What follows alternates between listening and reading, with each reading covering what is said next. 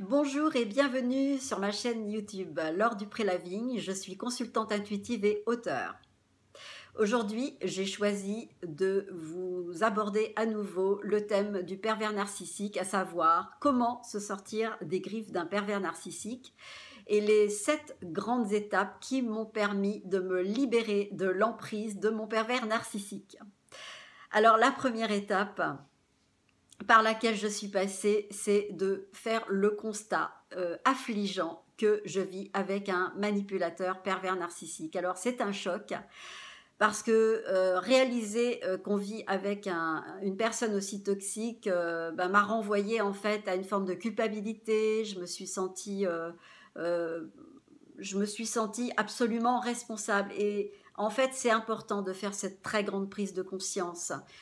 Parce que ça ne dédouane pas le pervers narcissique d'avoir saboté votre vie, ça ne le dédouane pas de toute sa négativité, bien évidemment. Hein, on sait très bien et pertinemment qu'il est extrêmement, c'est un être très négatif, mais quelque part, pour moi, c'était important de faire le constat que j'avais cette responsabilité. Parce que je me sentais mieux avec moi-même et je me disais, si j'ai réussi à l'attirer dans ma vie, il n'y a pas de hasard, c'est moi qui lui ai donné tous les outils, je lui ai donné et je lui ai ouvert toutes les portes, je lui ai servi sur un plateau tout ce qu'il fallait pour qu'il déploie son art de destructeur, de personne qui veut vraiment saboter toute ma vie. Donc, j'ai fait cette prise de conscience.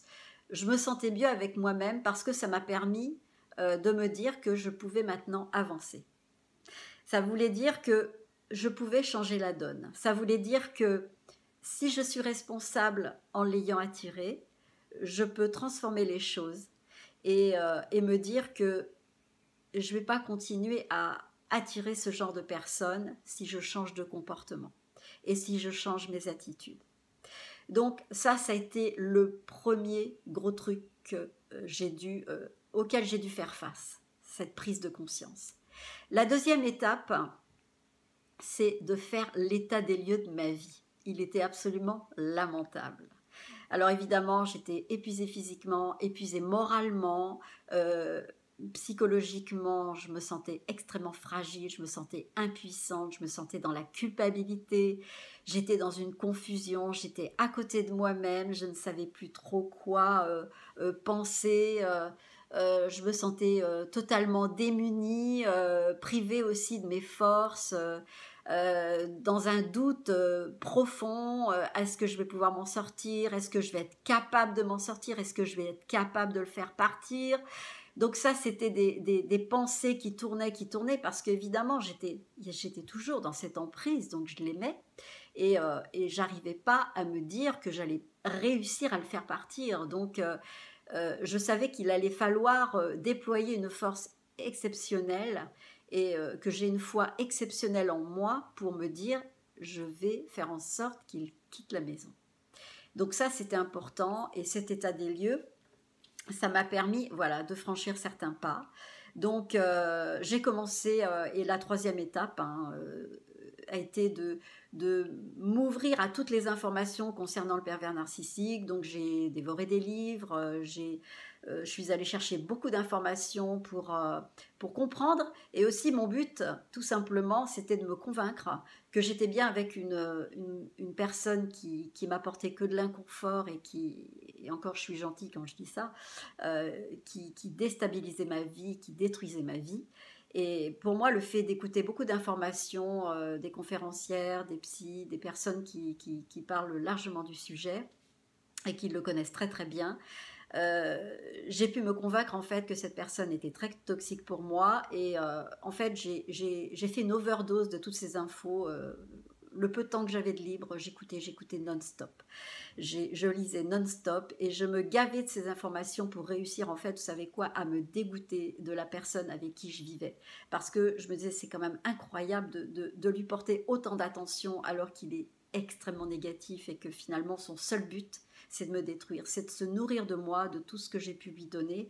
Maintenant, j'ai plus rien à donner, je me sens vide, je me sens totalement épuisée jusqu'au bout. Je suis allée au bout, je suis allée au fond. Donc maintenant, il faut que je me ressaisisse. Donc j'ai eu cette force à un moment donné, donc l'information m'a beaucoup aidée. J'ai donc cherché à conditionner en fait mon mental pour me dire, eh bien voilà, je ne suis qu'avec un être destructeur. Donc ça m'a aidé à porter un regard différent sur lui, à ne plus le voir comme la personne, waouh, que je regardais comme si c'était un dieu. Et d'un seul coup, il était vraiment, il avait pris une dimension différente à mes yeux. Et ça m'a beaucoup aidé pour la suite. Donc la suite, eh bien, c'est que j'ai consulté des personnes, des professionnels dans la psychologie, dans les énergies. Et il y en a un qui m'a marqué parce qu'il m'a vraiment, vraiment alerté en me disant, eh bien attention, parce que si tu continues avec cette personne, tu vas vers ta perte. Quand j'ai entendu ça, là, j'ai vraiment compris qu'il fallait vraiment que je fasse quelque chose, qu'il fallait que j'agisse et qu'il fallait pas que j'attende comme je le faisais parce que j'avais l'impression que les choses traînaient. J'avais manifesté mon besoin à mon pervers de quitter les lieux, sauf que je sentais beaucoup sa résistance et je voyais que les choses continuaient En fait, il se passait rien. En fait, il se passait rien. Je le voyais continuer à entendre. Donc, je voyais qu'il résistait quelque part. Il savait que je voulais plus de lui, mais en même temps, il faisait rien. En tout cas, en apparence, il ne faisait rien. Je dis bien en apparence.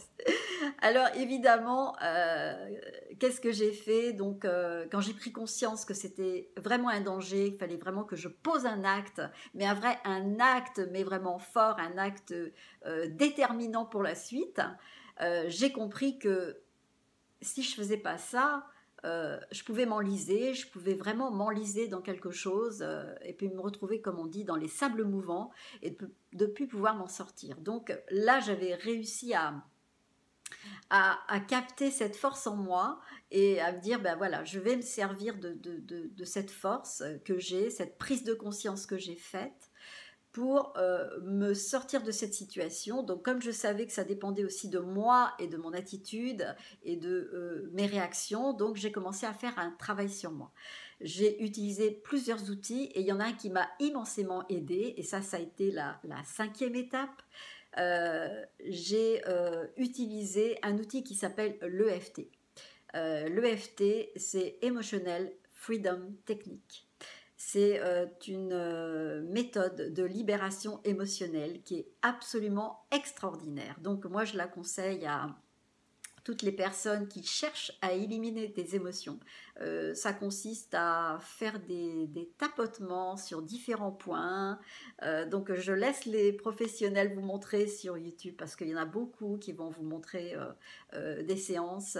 Et donc moi je me suis servie de cette méthode qui m'a en fait aidé à éliminer mes peurs, mon sentiment d'inconfort, mon impuissance, ma colère.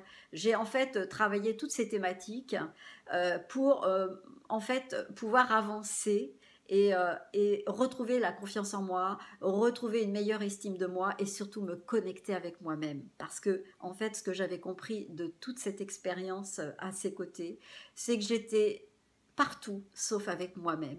Donc j'étais tellement axée sur la satisfaction des besoins de cette personne que j'en oubliais d'être bien, j'en oubliais de m'écouter, j'en oubliais de finalement de me respecter. Et en fait, c'est ça que le pervers narcissique vous renvoie, c'est que vous n'avez pas d'estime de vous-même, vous ne vous respectez pas parce que vous êtes tellement dans cette quête d'amour que vous oubliez de vous aimer. Or, l'amour, c'est quelque chose qu'on trouve personnellement, c'est vraiment une quête qu'on peut trouver pour soi-même, simplement à travers le respect et le bien qu'on s'apporte pour soi-même.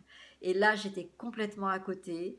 J'avais réalisé que ben, j'étais focalisée sur lui, j'étais focus sur mon pervers narcissique, et finalement, j'étais totalement épuisée. Donc, le fait de pratiquer ces outils m'a mis en relation avec moi-même, m'a permis de retrouver plus de centrage, plus d'écoute.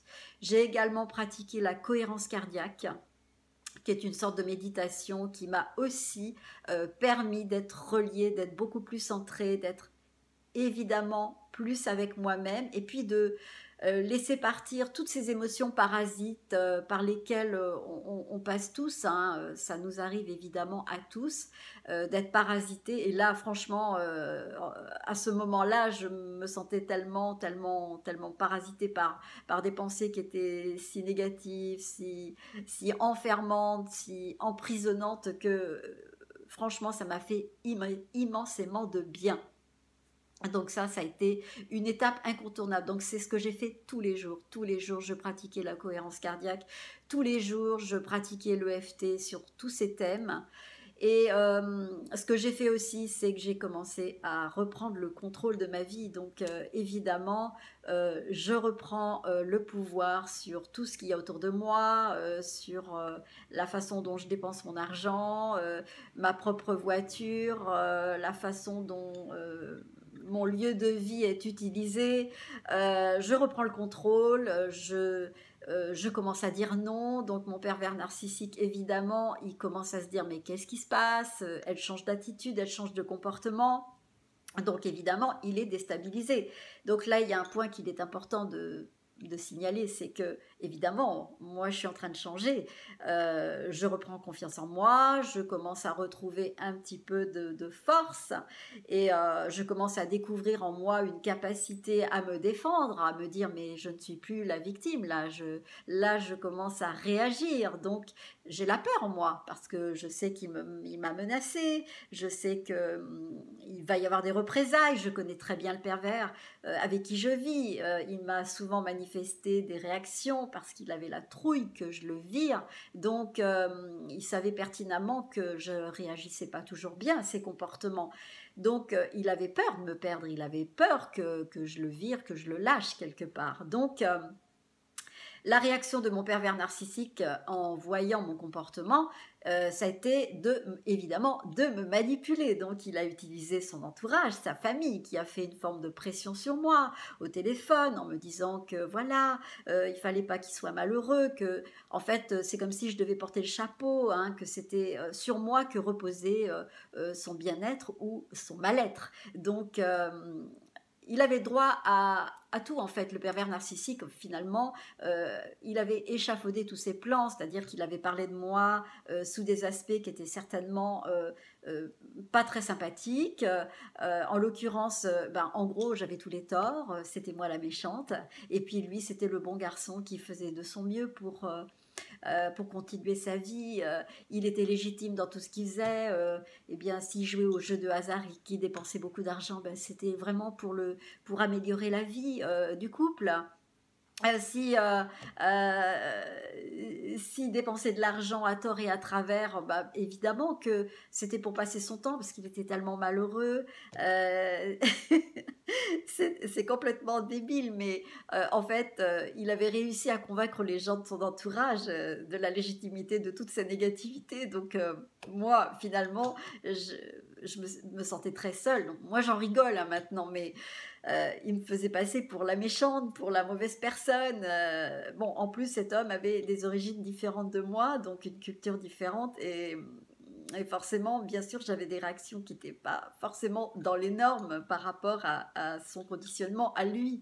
Donc, j'étais accusée de tous les maux. J'étais vraiment la vilaine femme. En plus, il me soupçonnait en permanence de le tromper, donc il avait cette pensée en tête, cette jalousie permanente, donc il était tout le temps dans l'accusation, et le fait de me voir complètement dans la réaction et de me voir reprendre le contrôle de ma vie, et de lui dire non, parce que là maintenant je disais non, je faisais chambre à part, je lui préparais plus de nourriture en fait, à un moment donné, je ne sais plus comment il se nourrissait, mais en tout cas j'avais choisi de ne plus préparer de repas.